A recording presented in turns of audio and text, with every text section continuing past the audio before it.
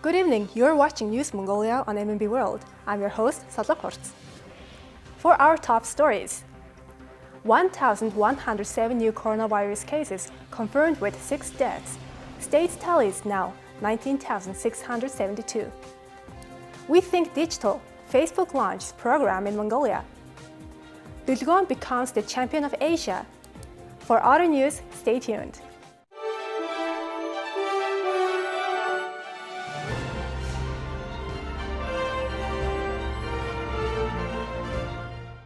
On Friday, after testing 11,883 people nationwide, 1,107 new coronavirus cases were confirmed in Mongolia.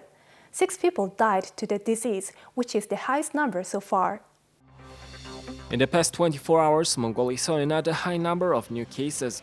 1,020 cases were confirmed in the capital city. Now the country's total number of cases have reached 19,672. 6 people aged between 34 and 76 have died from COVID-19 complications. The total recovery rate for Mongolia's cases is 56%.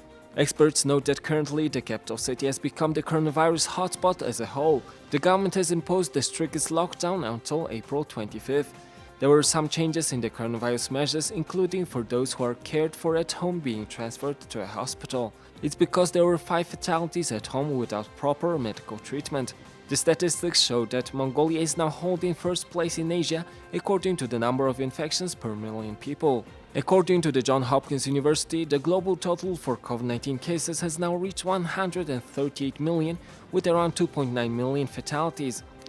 The highest number of cases are found in the US with 31 million, followed by India with 14 million. Currently, India is in a critical situation. On Thursday, it reported a new daily record of 200,000 coronavirus cases. We Think Digital, a digital literacy program run by Facebook, has launched in Mongolia. Together with local partners, the program aims to provide resources and workshops to build skills for a 21st century digital world. As digital technology is transforming the daily lifestyles of more than half of the global population, the terms global literacy and digital citizenship are being added to our vocabulary. Now, surfing the internet and interacting digitally requires certain responsibility and safety rules of the users.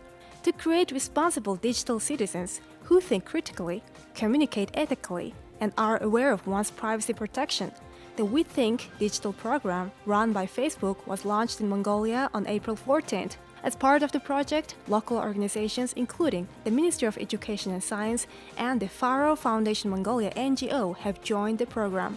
Within the framework of the project, a series of panel discussions, video contents, and online workshops have been delivered through social media platforms. This year, the project targets 10,000 learners in Mongolia. The first series of discussions in April and May will be organized under the titles Digital Citizenship, Cybersecurity, Fake Information, and Privacy. With the support of World Health Organization Mongolia and UN Mongolia, the number of national laboratories with the capacity to conduct RT-PCR testing for SARS-CoV-2 increased from 5 to 16. Early detection and testing are one of Mongolia's key strategies for containing COVID-19. Properly equipped laboratories and well-trained laboratory staff are crucial. With support from the World Health Organization and with the joint program funded by the UN COVID-19 Response and Recovery Fund, a series of capacity-building training sessions were organized for molecular biology laboratory staff. Necessary tools such as 2080 Gen Expert cartridges, PCR kits and reagents, personal protective equipment were provided to strengthen the national laboratory capacity. There has been a tenfold increase in the national daily capacity to carry out PCR testing. The One Door, One Test campaign was organized to test over 450,000 households in 9 districts of the city. Restrictions of movement by 90% has allowed conducting numerous tests in a short period of time. Over 250 laboratory staff trained at city and provincial levels were deployed in the campaign. Now there are 8 provincial laboratories fully equipped to do PCR testing. Now let's take a look at the currency exchange rates provided by Mongol Bank.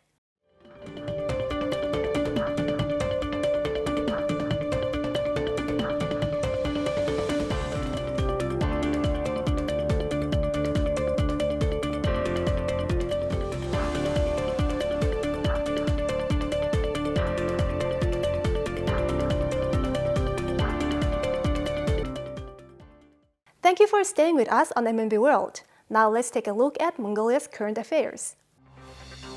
According to the National Statistics Office of Mongolia, the number of foreign workers increased by 2.7% compared to this time last year. It says in the first quarter of 2021, there are about 4,400 foreign citizens from 89 different foreign countries working in Mongolia under a labor contract. In terms of gender, around 87% of foreign workers are male and 13% are female. The highest number of foreign citizens is from China with about 54%. Second are citizens from Russia with around 6%. The study also shows that the highest number of foreign employees is hired by the mining and quarrying sector with 36%. Around 19% of them are working in wholesale, retail, and auto mechanics sectors. The number of foreign workers in the manufacturing sector increased by 24% compared with the previous quarter, while in the wholesale, retail, and auto mechanics sectors it showed a growth of 21%. The largest green facility in Mongolia, the Mongolian-Korean Friendship Park, will be commissioned in May. The construction of the park, which is embracing a 40-hectare area of Damdarcha, 16th Hora, Sukhwatar District, Ulaanbaatar, as part of the Mongolian-Korean Greenbelt project, is currently about 92% complete. The park has a cognitive garden, bicycle track, children's playground, sports field, about 100 parking lots, and more than 80 species of trees and plants. The park is unique in that it creates an urban forest for the city's residents. A 14-day quarantine was imposed in Ulaanbaatar from April 10th to 25th. Citizens are effectively spending this period at home. As a result, they continue to focus on personal development and show good results. This is a young mother who is making children's toys with her own hands. She came up with the idea 4 years ago while looking after her baby at home. At first, it was hard to imagine, but gradually she improved and has created her own product line called Lovely Children. She used to weave toys in addition to her main job, but now she spends doing handcrafts all day. I have to manage a good schedule because I'm weaving my crafts while looking after my children. I thought that if I had a workshop, children would be able to visit my workshop and play with their favorite toys. In this way, young people develop themselves in every way while at home. They say that if you mobilize yourself and set a goal, anyone can achieve what they want in any situation. For Mongolian herders, spring is the time of welcoming newborn livestock, and it's the time of this year. In Røvsumber province, a female sheep gave birth to quads, which is a very rare happy occasion. It's common for goats to give birth to twins, but not for sheep. In Røvsumber province, which is located in the central region of Mongolia, a sheep gave birth not to only twins but quads. The family of herder Tsitnish is overcome with joy for this auspicious occasion and rare event. The house mistress mentions that the Iwi gave birth to twins twice in previous years. She gave birth 3 times. At the first and second delivery, she had twins. On her third delivery this year, she had quads. Now there are a total of 8 offspring of her. We regard it as a very fortunate event for our family. The housemaster Tsitnish has been herding livestock for 30 years since he was 16. The housemistress started her herder life in 1996. Until today, she welcomed triple baby goats. The lambs of 4 twins were born for the first time in the family. Today is April 16th. Now let's take a glance at what happened in world history on this day. 1944, on this day. World War II. Allied forces started bombing Belgrade, killing about 1,100 people. This bombing occurred during the Orthodox Christian Easter, and the Red Army begins its final assault on German forces around Berlin, with nearly 1 million troops fighting in the Battle of Seelow Heights. 1961, on this day. In a nationally broadcasted speech, Cuban leader Fidel Castro declares that he is a Marxist-Leninist and that Cuba is going to adopt communism. 1963, on this day.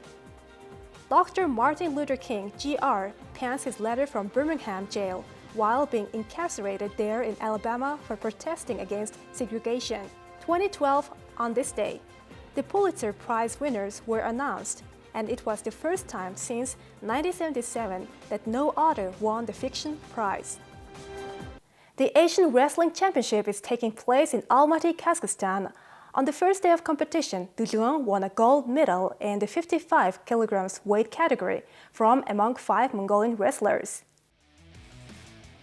M.Dulguun won a bronze medal at the 2019 Asian Championships and a silver medal at the 2020 Asian Championships.